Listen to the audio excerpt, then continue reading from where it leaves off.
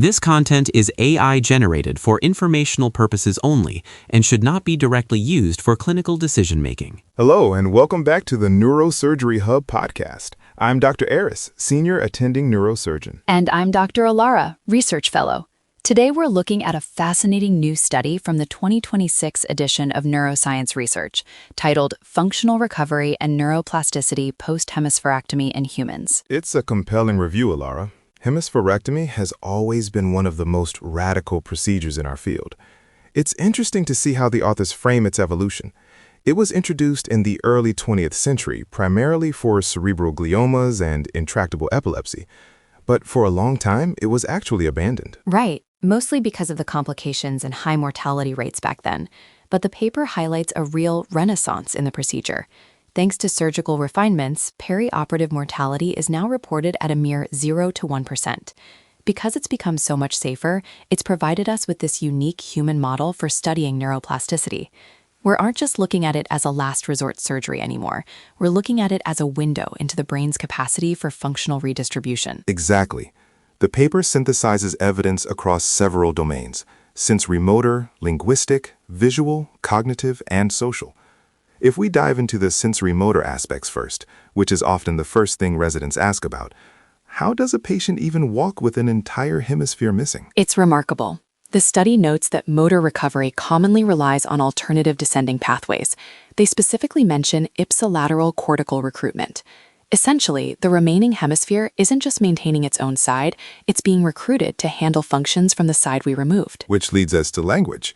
Traditionally, we're taught very rigid models of hemispheric specialization, Broca's and Wernicke's on the left. But this paper challenges that, doesn't it? It does. Language outcomes show substantial adaptability, especially when the surgery is performed in early life. The authors argue that this adaptability challenges those rigid models of specialization. It suggests that the brain is far more fluid in its linguistic organization than we previously thought, provided the intervention happens during peak periods of plasticity. Now, it wasn't all perfect recovery. The paper was quite clear about the visual system. Yes, the visual domain seems to be the most fixed. They found that visual field loss remains largely persistent. However, the brain finds a way around it through compensatory behaviors. Patients learn to expand their effective field of view, even if the primary visual cortex on that side is gone. It's a behavioral plasticity rather than a structural one in that specific case. I want to focus on a term the authors used that I think is critical for our residents to understand: degeneracy. In the context of this paper, what does that mean exactly? That was the most impactful part of the study for me. They define degeneracy as the capacity of structurally distinct circuits to support the same function. It's the core principle of reorganization post-hemispherectomy.